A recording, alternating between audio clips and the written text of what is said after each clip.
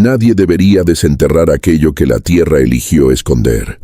En la mañana del 14 de marzo de 1889, 3 hombres entraron a la hacienda Telles por las puertas entreabiertas y encontraron un silencio que no pertenecía a los vivos. En las paredes blancas de cal, marcas de manos pequeñas, demasiado pequeñas, subían hasta el techo en patrones imposibles. En la sala principal, 23 sillas dispuestas en círculo perfecto, todas volteadas hacia adentro, todas vacías. Y en el centro del círculo, un sombrero negro de ala ancha, demasiado grande para que cualquier niño lo usara. Pero lo peor estaba en las habitaciones. 7 miembros de la familia Telles fueron encontrados en sus camas, ojos abiertos, bocas congeladas en expresiones de terror absoluto. No había heridas, no había señales de violencia, solo aquellos rostros distorsionados por el miedo y las manitas de niño dibujadas en cenizas alrededor de cada almohada. Lo único que faltaba era el hijo menor de la familia, Esteban Telles, de 7 años. El niño que, según todos los registros, había muerto 3 semanas antes. El niño que la familia insistió en mantener dentro de casa durante el velorio. El niño que, decían los empleados aterrorizados que huyeron días antes de la tragedia, nunca dejó de jugar en las sombras de la casa. Esta es la historia que los archivos de la iglesia de Santo Domingo intentaron borrar. Esta es la historia que destruyó no solo a una familia, sino que maldijo a todos los que intentaron contarla. Y tú necesitas saber lo que realmente pasó en esa casa. Oaxaca, a finales del siglo XIX, era una tierra donde el México colonial se encontraba con tradiciones ancestrales que ni siquiera 300 años de cristianización lograron borrar completamente. En las calles empedradas de su capital, procesiones católicas compartían espacio con curanderas zapotecas, y en las haciendas que salpicaban el valle, familias de sangre española mantenían viejas supersticiones mientras construían imperios de azúcar y café. La familia Telles era una de esas estirpes, respetable, próspera, temida por los peones y admirada por la sociedad oaxaqueña. Don Rafael Telles había heredado la hacienda de su padre, expandiendo las plantaciones y consolidando a la familia entre las más influyentes de la región. Su esposa, doña Mariana, era conocida por su devoción religiosa y por la severidad con que educaba a los 6 hijos. Pero había algo en la hacienda Telles que siempre incomodó a los habitantes locales. Construida sobre ruinas de un antiguo templo zapoteca, aunque la familia lo negaba vehementemente, la propiedad ocupaba un área donde, decían los más viejos, las crianzas muertas sin bautismo eran enterradas en los tiempos prehispánicos, lugar donde almas pequeñas vagaban sin destino.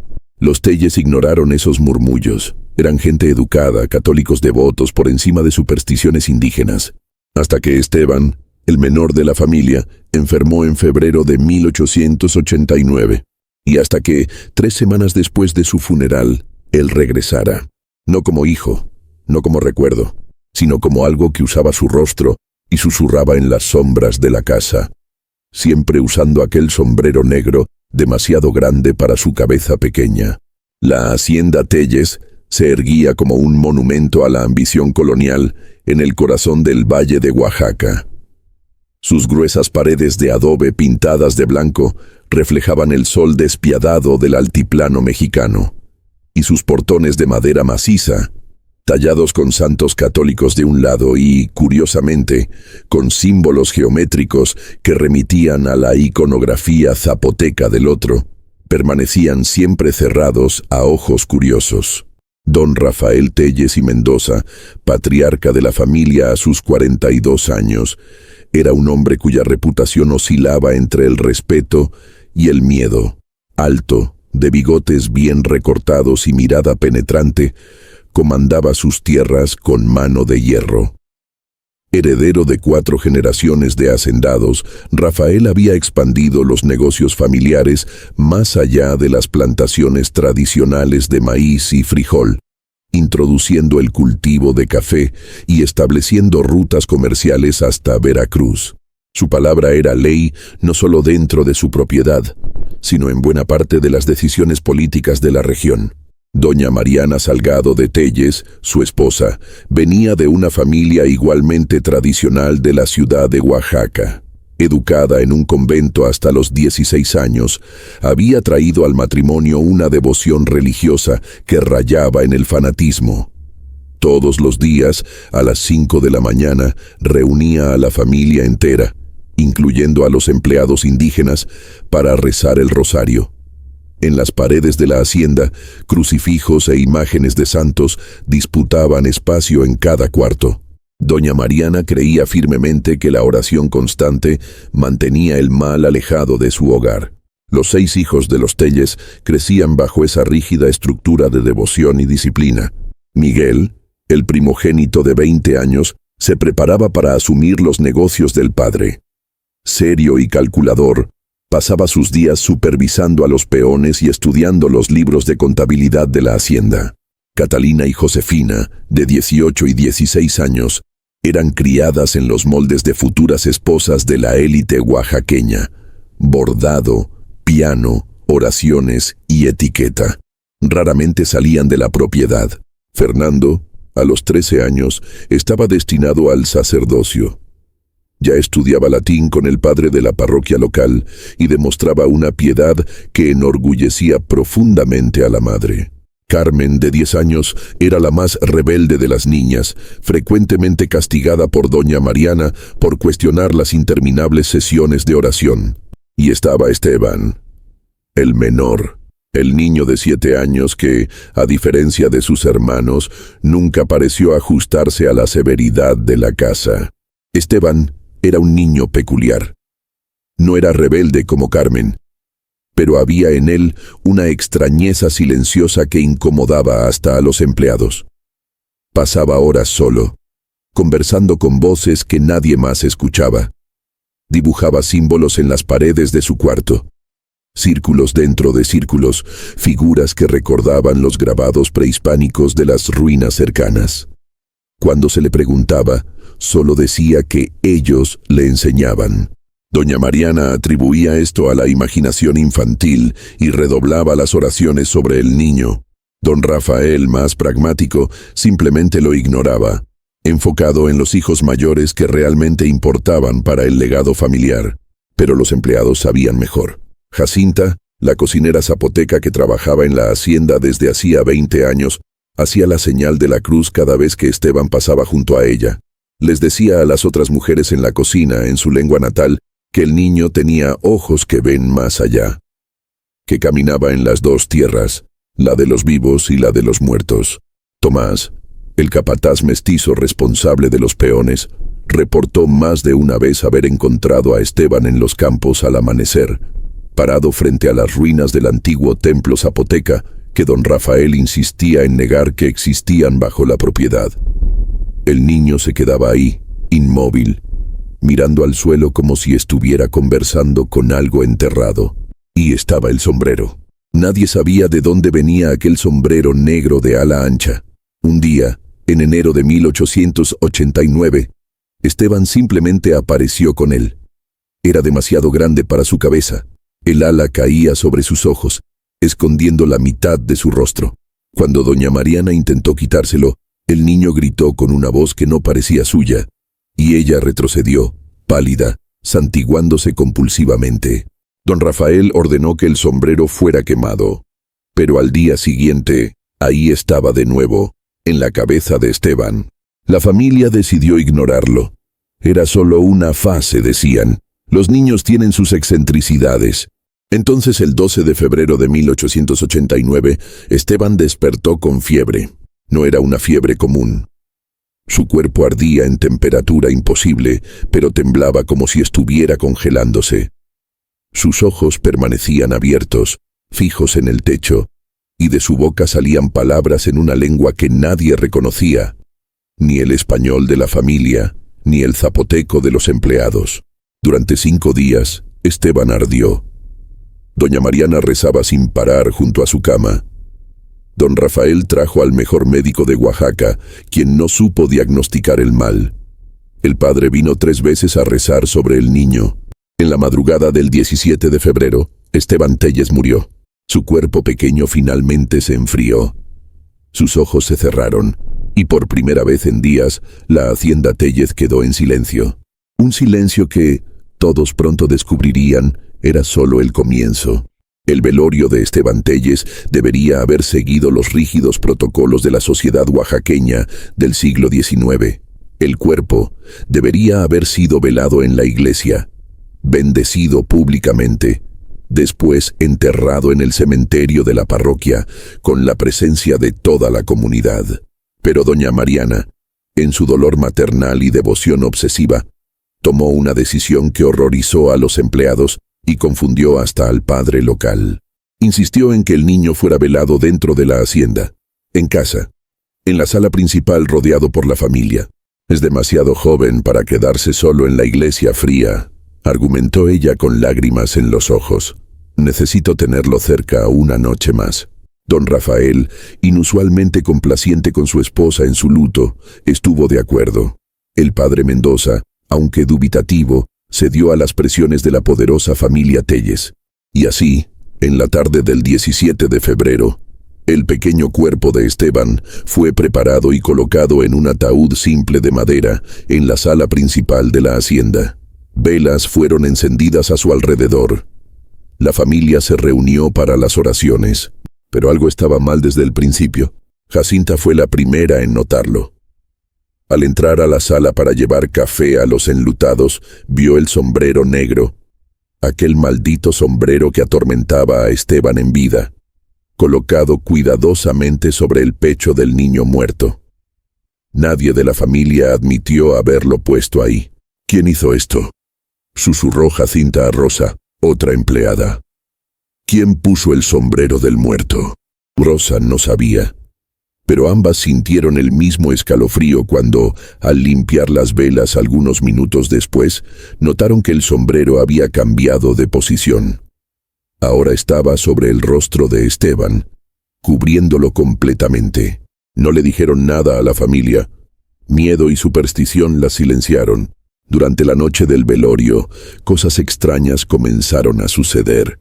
Miguel, el hijo mayor, estaba en el pasillo cuando escuchó pasos ligeros, infantiles, viniendo del cuarto de Esteban. Pasos que no deberían existir, ya que el niño muerto estaba en la sala principal. Miguel subió las escaleras, el corazón acelerado, y abrió la puerta del cuarto. Vacío, pero en el polvo que cubría el piso de madera, pequeñas huellas llevaban de la puerta a la ventana. Huellas descalzas, del tamaño de un niño de 7 años. Miguel cerró la puerta rápidamente y no comentó con nadie. Era su luto jugándole trucos a su mente, se dijo a sí mismo. Catalina y Josefina, las hermanas mayores, rezaban el rosario en su cuarto cuando escucharon una risa. Una risa aguda, infantil, inconfundible. La risa de Esteban. Venía del pasillo, pasando por la puerta, yendo hacia las escaleras. Las dos se miraron, pálidas, pero ninguna se atrevió a salir del cuarto para investigar. Fernando, el estudiante de seminario, tuvo la experiencia más perturbadora. Durante la madrugada, incapaz de dormir, bajó hasta la sala principal donde el cuerpo de Esteban descansaba. Las velas se habían apagado, todas ellas simultáneamente. En la oscuridad, Fernando tropezó y cayó de rodillas. Y entonces escuchó la voz. Venía del ataúd. Débil pero inconfundible. La voz de Esteban, susurrando en español antiguo mezclado con aquella lengua extraña que había hablado durante la fiebre. «Hermano, ¿por qué lloras? Yo no me he ido». Fernando corrió.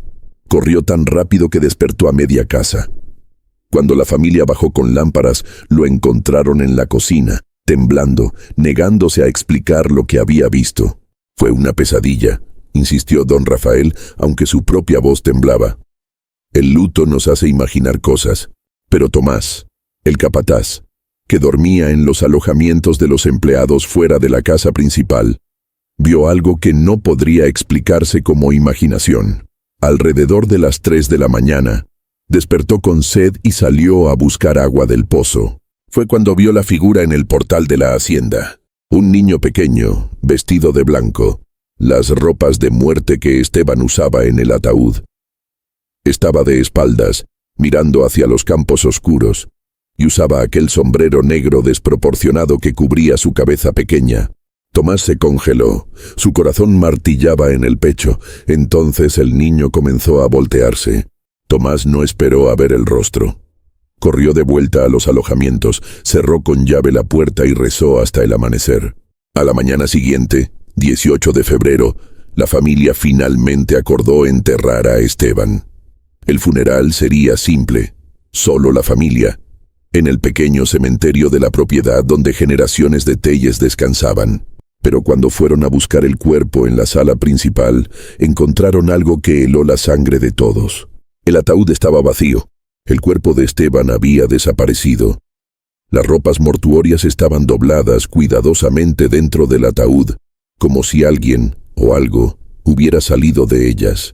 Y en la pared blanca de cal arriba del ataúd, dibujado con cenizas de las velas apagadas, estaba un símbolo. Un círculo con una cruz invertida, idéntico a los símbolos que Esteban dibujaba en vida. Doña Mariana se desmayó. Don Rafael gritó a los empleados, acusándolos de robo sacrílego. Miguel corrió por toda la propiedad, buscando el cuerpo. No encontraron nada, ninguna señal de allanamiento, ninguna huella sospechosa más allá de aquellas pequeñas y descalzas que ahora aparecían por toda la casa, subiendo por las paredes, atravesando los techos, en patrones que desafiaban la física. El padre Mendoza fue llamado urgentemente. Cuando llegó y vio la escena, su rostro envejecido palideció. Reconoció el símbolo en la pared. No era católico, era zapoteca. Un símbolo de renacimiento forzado, usado en rituales ancestrales que la iglesia había intentado borrar hacía siglos. «Ustedes construyeron esta casa sobre tierra prohibida», susurró, haciendo la señal de la cruz repetidamente. «Sobre el lugar donde ellos eran enterrados». «¿Quién es?», preguntó don Rafael, furioso y aterrorizado al mismo tiempo. El padre lo miró con ojos que cargaban siglos de conocimiento silenciado. «Los niños sin cruz, los niños muertos sin bautismo, nunca descansan, y cuando un niño muere en tierra de ellos». No terminó la frase, no necesitó, porque en ese momento todos en la sala escucharon. Viniendo de algún lugar dentro de la casa, tal vez de los cuartos de arriba, tal vez de las paredes mismas, una risa infantil, la risa de Esteban, y el sonido inconfundible de pasos pequeños, descalzos, corriendo por los pasillos. Durante 3 días después de la desaparición del cuerpo, la hacienda Telles se transformó en un teatro de negación y terror creciente. Don Rafael, negándose a aceptar cualquier explicación sobrenatural, contrató a 10 hombres de la ciudad para revisar cada centímetro de la propiedad. Excavaron el jardín, investigaron los alojamientos de los empleados, cuestionaron a cada persona que trabajaba en la hacienda. La teoría oficial era robo. Alguien se había llevado el cuerpo de su hijo y él descubriría quién, pero los hombres no encontraron nada. Y, uno por uno, comenzaron a abandonar la búsqueda, aterrorizados por experiencias que se negaban a explicar en detalle. Solo hablaban de ojos en las sombras y manos frías tocando sus nucas mientras trabajaban. Doña Mariana pasó esos 3 días en oración incesante. Transformó el cuarto de Esteban en un santuario improvisado, cubriendo las paredes con crucifijos e imágenes de santos. Recitaba el rosario en voz alta, día y noche, su voz ronca resonando por los pasillos. Pero hasta su fe inquebrantable comenzaba a mostrar grietas, porque las cosas continuaban sucediendo. Primer día después de la desaparición, Carmen, la hija de 10 años, despertó con algo frío tocando su rostro. Abrió los ojos en la oscuridad del cuarto y vio, por solo un segundo, una figura pequeña al lado de su cama. Un niño, usando un sombrero inmenso que cubría sus ojos. La figura susurró algo inaudible y entonces desapareció, literalmente evaporándose en la oscuridad. Carmen gritó: Cuando la familia corrió a su cuarto, la encontraron histérica, señalando la pared al lado de su cama. Ahí, escrito con lo que parecía ser cenizas húmedas, estaba un mensaje en español infantil. No tengo miedo de la oscuridad, ¿tú sí? Segundo día. Josefina estaba bordando en la sala cuando escuchó una música. Una canción de cuna que su madre solía cantarle a Esteban cuando era bebé. Venía del piano en la sala de música. Un piano que estaba cerrado, cubierto, sin nadie cerca de él. Josefina caminó lentamente hasta la sala de música. La puerta estaba entreabierta. La música continuaba, tocada por manos invisibles, cada nota perfecta pero de alguna forma incorrecta, como si fuera tocada al revés. Cuando empujó la puerta completamente, la música se detuvo.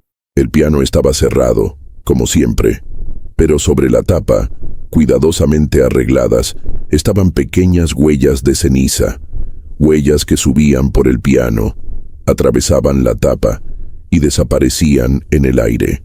Y al lado de las huellas aquel sombrero negro, esperando. Josefina retrocedió, su grito atrapado en la garganta, y se desmayó. Tercer día. Fue cuando todo cambió. Miguel, el hijo mayor, decidió tomar control de la situación. Furioso con lo que veía como superstición e histeria, se armó con una escopeta y anunció que pasaría toda la noche despierto, vigilando la casa. Cualquier cosa, humana o no, que apareciera, la enfrentaría. Don Rafael, secretamente aliviado de tener a alguien actuando con racionalidad, aprobó. Miguel se posicionó en la sala principal, donde el ataúd vacío de Esteban aún permanecía. Colocó lámparas a su alrededor, manteniendo todo iluminado. La escopeta descansaba en su regazo. Esperaría. Las primeras horas de la noche fueron silenciosas. Demasiado silenciosas. En la hacienda Telles, la ausencia de sonido era más perturbadora que cualquier ruido. No había grillos, no había viento, solo un silencio denso, antinatural. Alrededor de la medianoche Miguel escuchó pasos. No venían del pasillo o de las escaleras, venían de arriba, del techo, pequeños pies descalzos caminando sobre las vigas de madera, directamente sobre su cabeza. Caminando en círculos, siempre en círculos. Miguel levantó la escopeta, apuntando al techo. Su corazón se disparaba, pero se forzó a permanecer racional. «¿Quién está ahí?», gritó. «Muéstrate». Los pasos se detuvieron. El silencio volvió, más pesado que antes. Y entonces lentamente comenzó el arrastre. Algo estaba siendo arrastrado por el techo. Algo del tamaño de un niño, pesado, raspando contra la madera. El sonido se movía por la sala, siguiendo exactamente la posición de Miguel. Cuando él se movía, el sonido se movía con él. «¡Muéstrate!», Miguel gritó de nuevo, el pánico finalmente quebrando su compostura. Fue cuando la lámpara más cercana se apagó. Después la segunda. Una por una. Las luces de la sala fueron extinguiéndose, como si manos invisibles las cubrieran. Miguel disparó la escopeta al techo, el estruendo resonando por toda la casa. Pedazos de madera y yeso cayeron, y a través del agujero en el techo, algo lo miró. Ojos. Pequeños ojos infantiles pero completamente negros, sin blanco, sin iris. Solo vacío negro mirando hacia abajo, y una voz que conocía muy bien. «Hermano mayor, ¿por qué me disparas?». Miguel dejó caer la escopeta y corrió. Corrió como nunca había corrido en su vida, gritando por su padre, por su familia, por Dios. Cuando don Rafael y los demás bajaron, encontraron a Miguel en el jardín, de rodillas, llorando como un niño. Señalaba la casa, incapaz de formar palabras coherentes. La familia miró hacia donde señalaba. Cada ventana de la hacienda Telles estaba iluminada desde adentro, pero no por lámparas o velas, por una luz extraña, verdosa, pulsante. Y en cada ventana, proyectada contra las cortinas, estaba la silueta de un niño pequeño, usando un sombrero enorme. La misma silueta, en todas las ventanas, al mismo tiempo. Y entonces, todas las figuras se voltearon simultáneamente, como si estuvieran mirando directamente a la familia reunida en el jardín. Una de ellas, imposible decir cuál, levantó una mano pequeña y saludó. Un saludo amigable, infantil, completamente aterrorizante. Fue cuando los empleados comenzaron a huir. Primero Jacinta y Rosa, después Tomás y otros 3. Empacaron sus pocas posesiones en medio de la noche y corrieron por el camino oscuro rumbo a la ciudad, prefiriendo enfrentar cualquier peligro externo que permanecer una noche más en esa casa maldita. A la mañana siguiente, solo la familia Tellez permanecía en la hacienda. 7 personas, completamente solas, con algo que usaba el rostro de Esteban. El padre Mendoza regresó a la hacienda Tellez en la tarde del 22 de febrero, 5 días después de la muerte de Esteban. No vino por invitación, sino por conciencia. Algo en su viejo corazón le decía que aquella familia necesitaba ayuda más allá de la medicina o la ley. Cuando llegó, encontró los portones de madera entreabiertos, ningún empleado para recibirlo. La propiedad, antes impecablemente mantenida, mostraba señales de abandono. Jardín sin cuidado, herramientas dejadas al azar, animales sin alimentación. Dentro de la casa encontró a los Tellez reunidos en el comedor. Pero la escena lo impactó profundamente. Don Rafael, el orgulloso patriarca, estaba encorvado sobre la mesa, el rostro marcado por ojeras profundas. Doña Mariana murmuraba oraciones incesantes, balanceándose hacia adelante y hacia atrás, los ojos vidriosos. Los niños estaban pálidos, silenciosos, con esa expresión de quien no duerme hace días. Y en cada esquina de la sala, crucifijos y rosarios, sal gruesa esparcida en las esquinas, ajo colgado en las puertas, una mezcla desesperada de catolicismo y superstición popular que revelaba el colapso de la racionalidad de la familia. «Padre». Don Rafael se levantó, su voz quebrada. «No se va. No importa lo que hagamos. No se va». El padre Mendoza se sentó pesadamente. «Cuénteme todo, desde el principio». Y don Rafael contó sobre la desaparición del cuerpo, las apariciones, los mensajes escritos en las paredes, la figura en las ventanas. Contó cómo, cada noche, los fenómenos se intensificaban. Conforme hablaba, la historia que emergía era mucho peor de lo que el padre había imaginado. Los mensajes. Todas las mañanas, la familia despertaba para encontrar nuevos mensajes escritos en las paredes. Siempre con cenizas, siempre en la caligrafía infantil de Esteban. Pero el contenido... «Mamá, ¿por qué me dejaste solo en la oscuridad? Aquí abajo hay muchos niños, todos quieren jugar. Papá construyó su casa sobre nuestras tumbas». Ese último mensaje fue el que quebró a don Rafael, porque él sabía, siempre lo había sabido, que la hacienda fue construida sobre un sitio arqueológico. Su abuelo había encontrado huesos al excavar los cimientos, décadas atrás. Pequeños huesos, decenas de ellos, enterrados sin orden, sin cruces, sin ritual cristiano. Los viejos de la región habían advertido. Dijeron que aquel era un lugar de niños olvidados, donde los zapotecas prehispánicos enterraban bebés muertos antes de la iniciación. Niños sin nombre, sin alma, sin lugar en el más allá. Tierra maldita. Pero el bisabuelo de Rafael era un hombre de la modernidad, de la razón. Ignoró las advertencias. Construyó su hacienda, y por 3 generaciones, la familia Tellez prosperó en esa tierra. Hasta ahora, Esteban estaba sensible. Continuó don Rafael, las lágrimas finalmente cayendo. Desde pequeño, decía que escuchaba voces en el suelo, que niños lo llamaban. Pensamos que era imaginación. Pero ¿y si él realmente pudiera escucharlos?, completó el padre Mendoza sombríamente. Los niños enterrados, esperando. Y cuando él murió, se lo llevaron, susurró doña Mariana, su voz surgiendo por primera vez en la conversación. Se llevaron a mi hijo y devolvieron algo diferente. El padre miró los rostros atormentados alrededor de la mesa y tomó una decisión. Necesito ver el lugar donde él estaba, su cuarto. Miguel, aún traumatizado pero intentando mantener alguna compostura, Condujo al padre al segundo piso. El cuarto de Esteban permanecía intocado desde su muerte. Doña Mariana había transformado la sala principal en santuario, pero no podía entrar al cuarto de su hijo. Cuando el padre Mendoza abrió la puerta, el olor los golpeó primero. No era putrefacción, era tierra. Tierra húmeda, antigua, mezclada con algo metálico. Olor a sangre antigua. Las paredes del cuarto estaban cubiertas de dibujos. No solo los símbolos que Esteban había hecho en vida, sino cientos de nuevos, hechos desde su muerte. Círculos, espirales, figuras humanoides con cabezas desproporcionadamente grandes. Y palabras. Decenas de nombres garabateados en zapoteco antiguo. Nombres de niños. En el centro del cuarto, el pequeño baúl donde Esteban guardaba sus juguetes estaba abierto.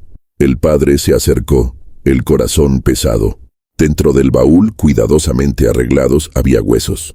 Pequeños huesos humanos, huesos de niños. No de un niño, de muchos. Decenas de pequeños fragmentos, falanges, dientes de leche, pedazos de cráneos pequeños. Todos oscurecidos por la edad. Todos de la tierra debajo de la hacienda. Y sobre los huesos el sombrero negro. El padre Mendoza retrocedió, horrorizado. Dios del cielo, estaba recolectando, estaba trayéndolos arriba. ¿Trayendo qué?, preguntó Miguel, aunque ya sabía la respuesta. Los otros niños enterrados. Él estaba dándoles un camino. Fue cuando escucharon la risa. No era solo una risa, eran muchas. Decenas de voces infantiles, riendo todas al mismo tiempo, viniendo de las paredes, del piso, del techo. Voces alegres, juguetonas, absolutamente aterrizantes. Y entre esas voces, distinta, reconocible, la voz de Esteban. Encontró a nuestros amigos, padre. Estaban solos. Ahora tenemos una familia. El cuarto se congeló. La respiración del padre se hizo visible en el aire súbitamente helado. La puerta detrás de ellos se cerró violentamente, y en la pared opuesta, escrito con aquellas cenizas omnipresentes, un nuevo mensaje aparecía mientras observaban, formado por manos invisibles. Hoy en la noche todos van a jugar con nosotros. El padre Mendoza agarró a Miguel por el brazo. Salgan, ahora. Toda la familia necesita salir de esta casa. Corrieron escaleras abajo, el padre gritando a los Tellez. Tomen solo lo esencial, no pueden pasar una noche más aquí. Pero cuando llegaron a la puerta principal, no abría. Don Rafael jaló. Miguel empujó. Nada. La puerta estaba cerrada por dentro, o por algo que no tenía cuerpo físico. Todas las ventanas, cuando intentaron abrirlas, estaban selladas de la misma forma. Estaban atrapados. La hacienda Tellez se había convertido en una prisión. Y conforme el sol comenzaba a ponerse afuera, proyectando sombras largas por los pasillos, la familia finalmente comprendió la verdad terrible. Esteban no solo estaba atormentando la casa, estaba preparando algo. Y esa noche sería la culminación. Nota del archivista. Los eventos de esta noche fueron reconstruidos a través de documentos encontrados en la escena, diarios parcialmente preservados, y testimonios de los vecinos que escucharon los gritos viniendo de la hacienda Tellez. Ningún testigo sobrevivió dentro de la casa para confirmar los detalles específicos. 22 de febrero de 1889, 19:00 hora. Mientras el crepúsculo descendía sobre el valle de Oaxaca, los 7 miembros de la familia Tellez y el padre Mendoza se encontraban atrapados dentro de la hacienda. Los intentos desesperados de escapar habían fallado. Puertas y ventanas permanecían selladas por una fuerza invisible. Don Rafael, recuperando alguna compostura militar de sus ancestros, intentó organizar una defensa. Reunió a la familia en la sala principal. Ordenó que los niños permanecieran juntos. Encendió todas las lámparas disponibles. Permaneceremos juntos, declaró, su voz más firme de lo que sus ojos traicionados revelaban. Sea lo que sea que suceda, no nos separamos. El padre Mendoza se preparaba de otra forma. Sobre la mesa arreglaba agua bendita, su Biblia desgastada, su crucifijo. Comenzó a rezar en latín. Las antiguas palabras de exorcismo que solo algunos padres aún conocían. 1930. Las lámparas comenzaron a flaquear. No por falta de aceite. Habían sido llenadas minutos antes, sino como si el aire mismo de la casa estuviera chupando la luz, consumiéndola. Catalina fue la primera en ver. Papá, las paredes, todos miraron. Las paredes blancas de cal de la sala principal estaban cambiando. Manchas oscuras comenzaban a sangrar a través de la pintura, como si la humedad las corroyera por debajo. Pero no era agua, eran formas, siluetas, decenas de pequeñas manos presionando contra las paredes desde adentro, intentando salir. Fernando, el estudiante de seminario, estaba recitando oraciones con el padre cuando su rosario explotó en sus manos. Las cuentas de madera bendita se hicieron añicos como si manos invisibles las aplastaran. Fernando gritó, sus palmas sangrando. Fue cuando escucharon la primera voz clara. No venía de afuera, sino de dentro de la sala, de debajo de la mesa donde la familia se reunía. ¿Por qué tienen miedo? Solo queremos jugar. Era la voz de Esteban. Pero había algo mal en ella, como si múltiples niños hablaran simultáneamente, sus voces superpuestas, creando una armonía antinatural. Doña Mariana soltó un gemido angustiado. Mi hijo, no es su hijo, gritó el padre Mendoza. Ya no lo es. Lo que sea que esté usando su voz, no es humano. Windy Warifaigu. Las sillas comenzaron a moverse. Solas, arrastrándose por el piso de madera con un chirrido terrible. Las 23 sillas de la sala se organizaron en un círculo perfecto alrededor de la familia. Todas volteadas hacia adentro. Todas vacías, excepto una. En la silla directamente frente a don Rafael se sentaba una figura pequeña. Un niño vestido de blanco, con un sombrero negro escondiendo su rostro. Inmóvil. Silencioso. ¿Esteban? La voz de don Rafael se quebró. La figura en la silla lentamente levantó la cabeza. Debajo del ala del sombrero, donde debería estar el rostro de su hijo, había solo sombras. Sombras que se movían, que respiraban, que se retorcían como si fueran hechas de insectos vivos. Y entonces la figura habló, pero su boca, si es que era una boca, no se movió. Papá construyó su casa sobre nosotros. Esperamos tanto tiempo, oscuridad, frío, olvidados, pero Esteban nos escuchó. Esteban nos abrió la puerta. El padre Mendoza comenzó el ritual de exorcismo. Su voz anciana pero firme recitaba las antiguas palabras en latín, invocando protección divina, ordenando a los espíritus partir en nombre de Cristo. Por un momento pareció funcionar. La figura en la silla se retorció, como si las palabras sagradas causaran dolor. Las otras sillas dejaron de moverse, pero entonces las risas comenzaron. Risas de niños viniendo de todas partes, de las paredes, del techo, del piso. No eran risas malévolas, eran genuinamente alegres, como si niños jugaran en un jardín soleado. Pero en ese contexto, sonaban como la cosa más aterradora que cualquiera de ellos había escuchado jamás.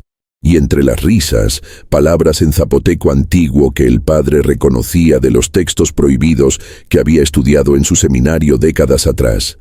Palabras de un tiempo anterior al cristianismo, de una cosmología donde los muertos no descansaban, sino que se transformaban. No es posible. El padre murmuró, su exorcismo interrumpido. Esto no es posesión, ¿Es qué? Gritó Miguel, sosteniendo a Catalina y Josefina que lloraban descontroladamente. Es renacimiento, susurró el padre. Los niños enterrados sin ritual no solo fueron olvidados, fueron plantados, como semillas, esperando por un anfitrión, un conductor, y Esteban, sensible desde el nacimiento. Fue cuando el piso comenzó a ceder. No físicamente, la madera permanecía sólida, pero a través de ella, como si la realidad misma se estuviera rasgando, comenzaron a aparecer manos pequeñas, decenas de ellas, cientos, emergiendo del piso como si atravesaran agua, no madera. Manos de niños, con la piel oscurecida por la tierra milenaria, extendiéndose, alcanzando, intentando agarrar. La familia retrocedió hasta las esquinas de la sala, pero no había a dónde ir. Las manos venían de todos lados ahora, del piso, de las paredes, hasta del techo, y cada mano dejaba marcas en las superficies blancas, marcas de cenizas y tierra antigua. ¡Dios mío! El padre Mendoza cayó de rodillas. ¡Dios mío, perdónanos! 22:30. Lo que sucedió en las siguientes horas solo puede ser reconstruido por los sonidos escuchados por los vecinos más cercanos y los restos encontrados posteriormente. Doña Isabel Moreno, quien vivía a medio kilómetro de la hacienda, reportó posteriormente a los investigadores: escuché gritos, terribles gritos, pero no eran solo de dolor, era como si fueran de comprensión, como si vieran algo que los quebrara por dentro. Y entre los gritos, risas de niños, tantos niños. Hizo llorar a mi hija toda la noche, esas risas. Tomás, el capataz que había huido días antes, estaba en la ciudad cuando vio el resplandor. Una luz verde, señor, como fuego pero verde, viniendo de las ventanas de la hacienda. Y las sombras. Dios me perdone. Las sombras en las ventanas eran de gente bailando. Pero no era baile natural. Era como marionetas con los miembros en ángulos incorrectos. 23:30 el último registro. En el diario de doña Mariana, encontrado posteriormente en su cuarto, había una última entrada garabateada apresuradamente, las últimas líneas casi ilegibles. No quieren lastimarnos, quieren incluirnos. Esteban dice que debajo de la tierra hay cientos de ellos, niños que nunca tuvieron nombre, nunca tuvieron amor, nunca tuvieron familia. Dice que podemos ser su familia. Dice que no necesitamos tener miedo de la oscuridad, porque en la oscuridad nos esperan con brazos abiertos y... La frase no termina. Las últimas palabras se disuelven en garabatos incomprensibles, después en manchas, no de tinta sino de cenizas húmedas. En la mañana del 14 de marzo de 1889, después de 3 semanas de silencio total de la hacienda Telles, ningún empleado volviendo al trabajo, ningún miembro de la familia apareciendo en la ciudad, ninguna respuesta a los mensajeros enviados, las autoridades finalmente decidieron investigar. Don Augusto Velázquez, alcalde de Oaxaca, lideró personalmente una comisión de 3 hombres hasta la propiedad. Conocía a don Rafael Telles personalmente. Habían hecho negocios juntos y estaba preocupado por el silencio inusual. Lo que encontraron ahí se convirtió en uno de los casos más perturbadores de los archivos policiales mexicanos del siglo XIX. Reporte oficial, alcalde Augusto Velázquez. Llegamos a la hacienda Telles alrededor de las 10 de la mañana. Los portones de madera estaban abiertos, balanceándose con el viento. La propiedad presentaba señales de abandono, animales muertos por negligencia, jardines invadidos por maleza. Al acercarnos a la casa principal, notamos inmediatamente algo perturbador. Las puertas y ventanas estaban todas abiertas, como si la casa estuviera respirando. Y había un olor, no de descomposición exactamente, sino de tierra muy antigua, mezclada con incienso. Llamamos a los habitantes, ninguna respuesta, entramos. Lo que la comisión encontró, en la sala principal, 23 sillas dispuestas en círculo perfecto. En el centro del círculo, un sombrero negro de ala ancha. Las paredes, antes blancas, ahora completamente cubiertas de marcas, pequeñas manos presionadas contra la cal, miles de ellas, subiendo hasta el techo, superponiéndose, creando un patrón hipnótico de desesperación o adoración. Imposible decir cuál. Y escritas entre las marcas de manos, mensajes. Cientos de mensajes en español, zapoteco, latín, algunos en lenguas que ni siquiera los estudiosos posteriores pudieron identificar. Uno de los mensajes, el más grande, escrito en el centro de la pared en letras de 50 centímetros. Ya no están solos. En los cuartos, los cuerpos. 7 miembros de la familia Telles y el padre Mendoza fueron encontrados en sus lechos. cada uno en su propio cuarto, acostados en sus camas, perfectamente arreglados como si durmieran. Pero sus ojos estaban abiertos, y sus rostros, del reporte médico del doctor Martín Salazar. Nunca vi expresiones como aquellas. No era simplemente terror, era algo más allá, como si, en el momento de la muerte, cada uno de ellos hubiera visto algo que el cerebro humano no fue diseñado para procesar. Algunos investigadores modernos podrían llamarlo ruptura psíquica total. Los músculos faciales estaban tan contraídos que en algunos casos se rompieron. Pero aquí está lo más desconcertante. No hay señales de violencia externa, ninguna herida, ninguna marca de asfixia, ninguna toxina en los sistemas. Clínicamente, murieron de nada, como si sus corazones simplemente dejaran de funcionar simultáneamente debido al miedo absoluto. Pero había más. Alrededor de cada almohada, dibujadas en cenizas, pequeñas manos. Decenas de ellas, como si niños invisibles se hubieran reunido alrededor de cada adulto moribundo, observando, esperando.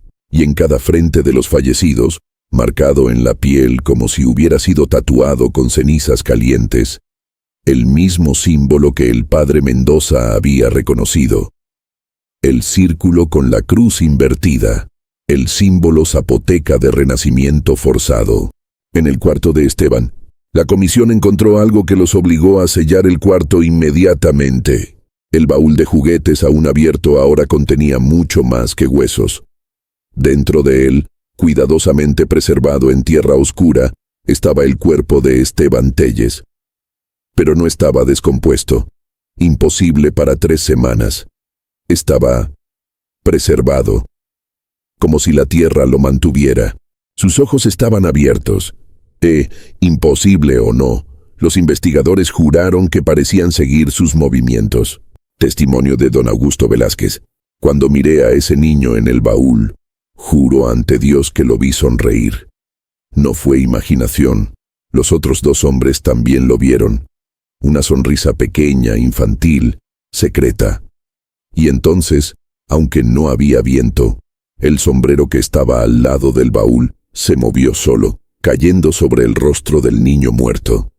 Salimos del cuarto y yo personalmente cerré con llave la puerta. Más tarde ordené que fuera sellada con ladrillos. La investigación expandida. Cuando la noticia se extendió, estudiosos e investigadores vinieron de todo México. Excavaciones fueron realizadas debajo de la hacienda, contra los deseos de la iglesia, pero con aprobación federal. Lo que encontraron confirmó los peores temores. Directamente bajo los cimientos de la casa, a solo 2 metros de profundidad, había una antigua necrópolis zapoteca. Pero no era común. Era un lugar de niños olvidados. Un sitio ritual donde, en los tiempos prehispánicos, niños muertos antes de la iniciación eran enterrados sin ceremonia. Fueron encontrados restos de más de 300 niños. Todos con menos de 10 años. Todos enterrados sin objetos, sin ofrendas, sin reconocimiento. Solo pequeños cuerpos arrojados a la tierra. La construcción de la hacienda Tellez había perturbado ese descanso ya inquieto. Y Esteban, sensible desde el nacimiento, se había convertido en el conductor. El portal.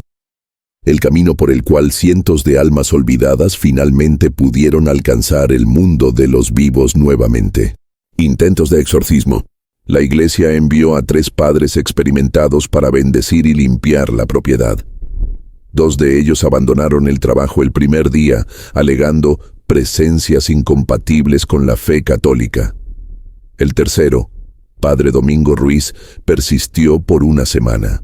Fue encontrado muerto en su celda en la parroquia local. Los mismos símbolos marcados en su frente. La misma expresión de terror absoluto congelada en su rostro. Decisión final. El 2 de abril de 1889, por orden conjunta de la Iglesia y las autoridades civiles, la hacienda Tellez fue oficialmente abandonada. Nadie podría entrar, nadie podría vivir ahí. La propiedad fue dejada para que la naturaleza la reclamara, pero la naturaleza no la quiso. Décadas después, cuando exploradores ocasionales visitaron las ruinas, reportaron que la vegetación crecía alrededor de la casa, pero nunca sobre ella, como si hasta las plantas evitaran ese lugar. Y en ciertas noches, especialmente cuando la luna estaba escondida, habitantes locales juraban escuchar viniendo de las ruinas de la antigua hacienda risas de niños, decenas, cientos, jugando eternamente en las sombras de un lugar que ya no pertenece completamente al mundo de los vivos.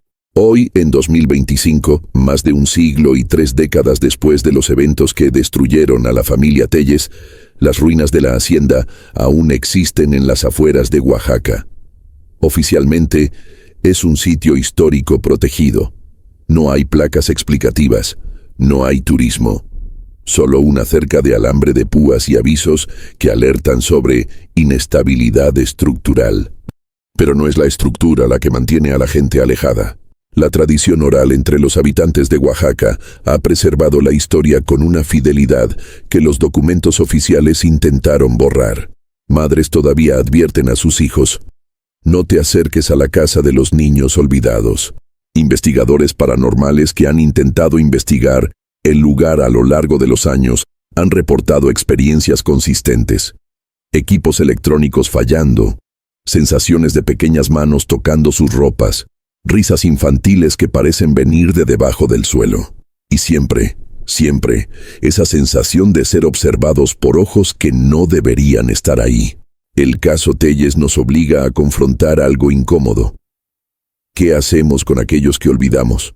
Los niños enterrados sin nombre, sin ritual, sin reconocimiento. ¿Qué sucede con ellos? La cosmología zapoteca creía que esas almas quedaban atrapadas entre mundos, ni vivas ni muertas, esperando por un camino.